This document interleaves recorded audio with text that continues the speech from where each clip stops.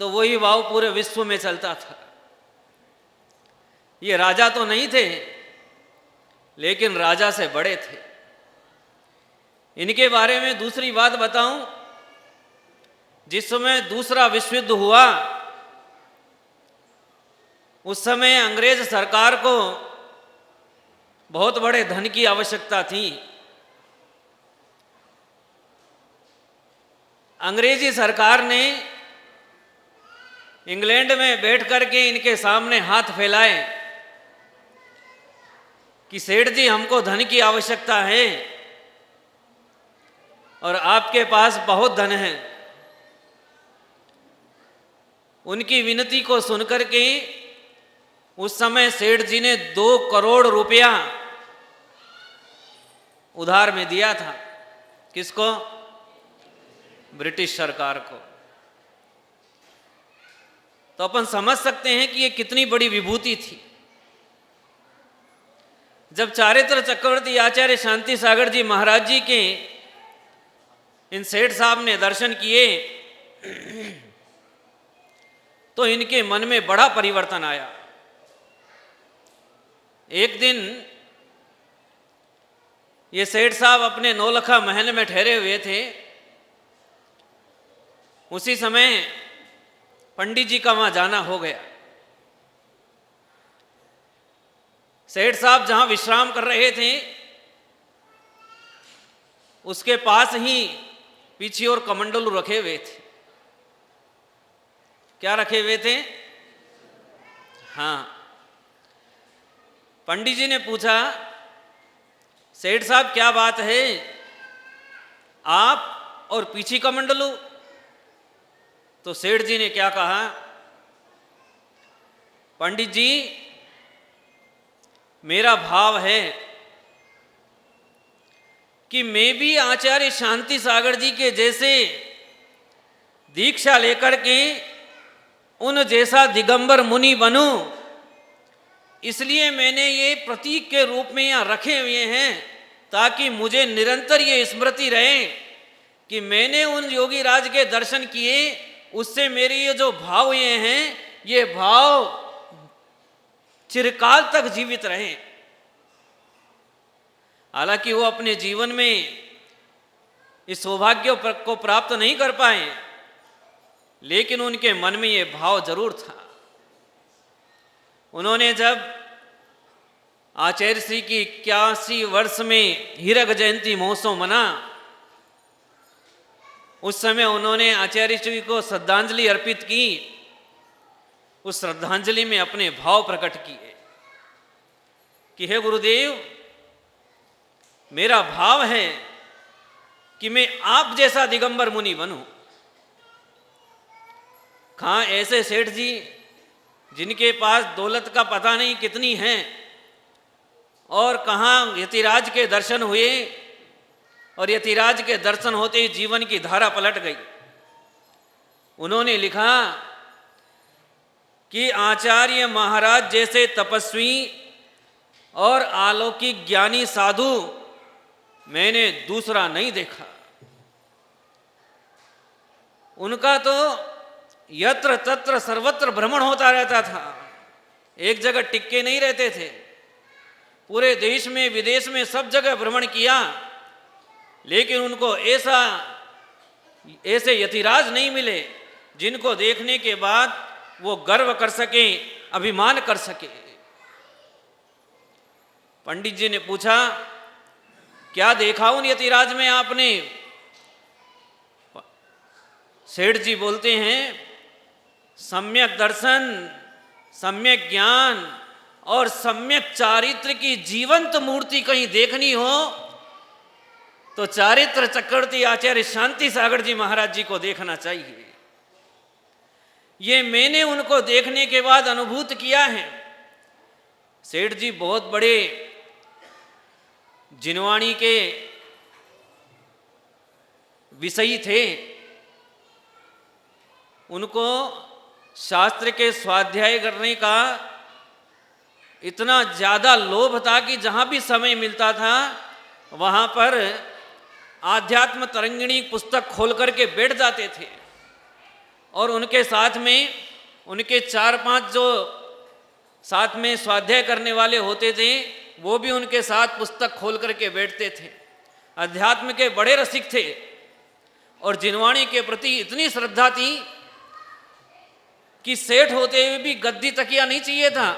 यदि कहीं चलते हैं और समय मिल रहा है और 15 मिनट का समय है तो किसी बगीचे में पेड़ के नीचे बैठ करके और स्वाध्याय किया करते थे। इतना बड़ा उनको स्वाध्याय का व्यसन था। ऐसे सेठ जी उन्होंने कहा कि ये गुरुदेव के दर्शन करने के बाद इनका निर्मल चारित्र, इनकी सौम्य मूर्ति, इनका प्रभावशाली उपदेश और इनके आत्म तेज से प्रभावित होकर के सैकड़ों लोगों ने अनेक अनेक पद की विविध दीक्षाएं धारण कर ली हैं। और उनको देख करके मेरे भी मन में भाव होता है कि मैं भी ऐसा यतिराज बनूं ताकि मुझे भी वो आत्यंतिक सुख प्राप्त हो जाए जिसके बाद में दुख नहीं होता। आपको याद होना चाहिए कि ये चारित्र चक्रवर्ती यतिराज जिन्हें प्रथमाचार्य कहा जाता है, इन्होंने भारत के कोने कोने में भगवान महावीर को उत्पन्न होते हुए दिखाया। उस चर्या को, उस मुद्रा को देश के हर कोने में प्रकट किया, चाहे समडोली हो कि एनापुर हो कि श्रवण बेलगोला हो, सोनागिर जी सिद्ध क्षेत्र हो कि आपके पड़ोस में प्रतापगढ़ हो, बारामती हो, चित्तौड़ हो कि जयपुर हो, और भी अनेक, जैसे आपके पास में ही गुजरात में गोकाक है, तो महाराष्ट्र में भगवान महावीर का अतिशय क्षेत्र दहीगांव है, तो बाहुबली का क्षेत्र कुंभोज है, वहीं पास में अक्कलकोट है, चाहे गजपंता हो नासिक के पास में, तो वहीं ब्यावर, अलीगढ़, दिल्ली, शिखरजी, आनंदपुर कालू, हस्तिनापुर, उदयपुर, कुंथलगिरी, नांद्रे, ऐसे अनेक अनेक स्थानों पर उन्होंने दीक्षाएं देकर के सैकड़ों लोगों का कल्याण कर दिया। और इसी का प्रभाव है कि पूरे भारत में एक साथ जागृति उत्पन्न हो गई कि चारों ओर भगवान महावीर का शंखनाद होने लगा, चारों ओर जैनम जयतु शासनम का ज्ञान होने लगा, चारों ओर जियो और जीने दो का संदेश वापस। राज जिन्होंने अनेक अनेक स्थानों पर, दुर्लभ स्थानों पर, मैंने आपको बताया था कि सोनागिर जी की क्या स्थिति थी जब नवाबों का शासन था। उस मठ में से निकाल निकाल करके मुनिराजों को अत्याचार किए जाते थे। ऐसे सोनागिर जी क्षेत्र पर जाकर के उन्होंने 5 दीक्षाएं देकर के उस क्षेत्र को जीवंत कर दिया था, मुनि दीक्षाएं प्रदान की। ये ऐसा क्षेत्र है जहाँ देश के सब लोग आकर के उसकी वंदना करके अपने जीवन को कल्याणमय करते हैं। आचार्य श्री ने जो अभी तक प्रमाण उपलब्ध हुए हैं उसमें 26 मुनि दीक्षाएं उन्होंने यत्र तत्र स्थानों पर प्रदान की है। तो 5 आर्यिकाएं दीक्षाएं दी, उसमें सबसे पहले आर्यिका दीक्षा आचार्य पद के दिन शांतिमती माता जी को दी। तो एलक दीक्षा आचार्य श्री ने 16 एलक दीक्षाएं प्रदान करी, तो 27 क्षुल्लक दीक्षाएं दी और 13 क्षुल्लिका दीक्षाएं प्रदान करी। इसके अलावा भी अभी बहुत सारा इतिहास खोजना बाकी है जहाँ पर ऐसे प्रमाण भरे पड़े हैं कि आचार्य श्री ने एक लेखक ने लिखा कि 2000 दीक्षाएं आचार्य श्री ने अपने जीवन काल में प्रदान की हैं। इसमें कुछ दीक्षाएं तो ऐसी हैं जिनको दीक्षाएं देकर के समाधि करवाई, और कुछ ऐसे हैं जिन्होंने दीक्षा लेकर के स्वतंत्र विहार करके इस देश के कोने कोने में इस जैन धर्म की प्रभावना की। कल मैंने प्रसादी लाल जी की एक बात बताई थी आपको कि प्रसादी लाल जी महासभा के महामंत्री थे। उन्होंने कहा कि खेकड़ा की एक घटना है, सुन रहे हो ना, हाँ जी, हाँ सुनना। खेकड़ा की एक घटना है, केकड़ा नहीं बोल रहा हूँ, खेकड़ा बोल रहा हूँ। हाँ, खेकड़ा एक गांव का नाम है और केकड़ा एक जानवर का नाम है। केकड़ा क्या करता है, अपने साथी को पकड़ के नीचे खींचता है, और खेकड़ा क्या करता है, अशुद्ध को शुद्ध करता है। दोनों में बड़ा अंतर है ना।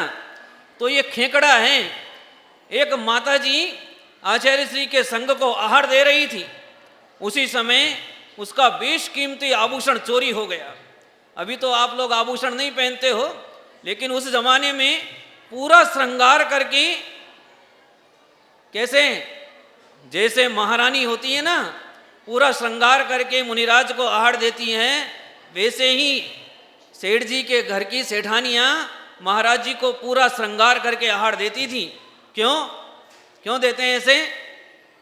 कि हे भगवान, जैसे आप हो वैसे हम बन जाएं, हमारा मोह इनसे छूट जाए, इसलिए वो मोह की वस्तु को धारण करते हैं, दिखाने के लिए नहीं करते हैं। अरे आपके घर कोई मेहमान आता तो क्या करते हो आप? आपको मालूम पड़ जाए कि आपके घर आज शाम को 4 बजे मेहमान आने वाले हैं, तो आप क्या करते हैं, 2 बजे से ही कांच के सामने चले जाते हैं, है ना, कि 4 बजे आने वाले, वो आपको देखने नहीं आ रहे हैं, लेकिन आपको दिखाना है कि हम ऐसे हैं। तो उनको दिखाने से कोई लाभ नहीं है, लेकिन ये धरती के देवता, इनको दिखाओगे तो कल्याण हो जाएगा, और उनको दिखाओगे तो नजर लग जाएगी, फिर नजर उतारनी पड़ेगी, और इन मुनिराज को दिखाओगे तो नजर चढ़ी हुई भी उतर जाएगी। इसलिए वो महिला अपने पूरे आभूषण पहन करके और महाराज जी को आहार दे रही थी कि उसका आभूषण चोरी हो गया। अब महिला तो महिला है ना, दिल की कमजोर होती है, तो उसने कुछ नहीं देखा, बोले महाराज जी के पास ही जाना पड़ेगा, इलाज वही है, और रोती रोती महाराज जी के पास चली गई। महाराज जी मेरा तो आभूषण चोरी हो गया, अब मैं क्या जवाब दूंगी? मेरे को तो पहले ही बोलते थे तुम महाराज को आहार देती है, ये आभूषण पहन के जाती, मत पहन के जा, अब मैं क्या करूंगी? वो रोने लग गई, महाराज जी के सामने प्रार्थना कर दी। मुझे मालूम नहीं महिलाएं कैसे रोती, मैं तो बता रहा हूं आपको।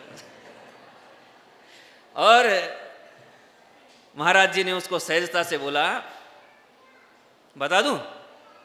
ऐसे बोला, सुनो, तुम्हारा आभूषण कहीं बाहर चोरी नहीं हुआ है, तुम्हारे पास के ही किसी व्यक्ति के पास है, ऐसा उसको बोल दिया। उस महिला को आचार्य श्री के ऊपर इतना विश्वास था कि जितना अपने पति पर नहीं था उसको। उसने, गुरुदेव ने मुख से वचन निकले और उसने पास में खड़े हुए एक आदमी का हाथ पकड़ लिया कि मेरा आभूषण दे। उस आदमी का हाथ पकड़ लिया कि मेरा आभूषण दे, तेरे पास है। वो आदमी सोचा, लगता है गुरुदेव ने मेरा नाम इसको बता दिया है, गुरुदेव को मालूम पड़ गया है, मेरा नाम बता दिया है। उसी समय उसने कहा कि ये देवी मुझे क्षमा कर, और जमीन में गाड़ा हुआ आभूषण ला करके उसको दे दिया। ऐसे दिव्य ज्ञान के धनी आचार्य श्री थे। सर सेठ हुकमचंद जी ऐसे ही उनके चरणों के दास नहीं बने, ऐसे सैकड़ों सेठ हैं, मैं कल नाम बताऊंगा आपको, जो सेठ लोग आचार्य श्री के चरणों की निरंतर पूजा किया करते थे। ऐसे चारित्र चक्रवर्ती आचार्य शांति सागर जी महाराज का ये दिव्य महोत्सव आपके इस नगर में होने वाला है। आप सब लोग इस महोत्सव में सातिशय पुण्य का अर्जन करें। इन्हीं मंगलमय भावनाओं के साथ बोलिए गुरुवर आचार्य श्री वर्धमान सागर जी महाराज की।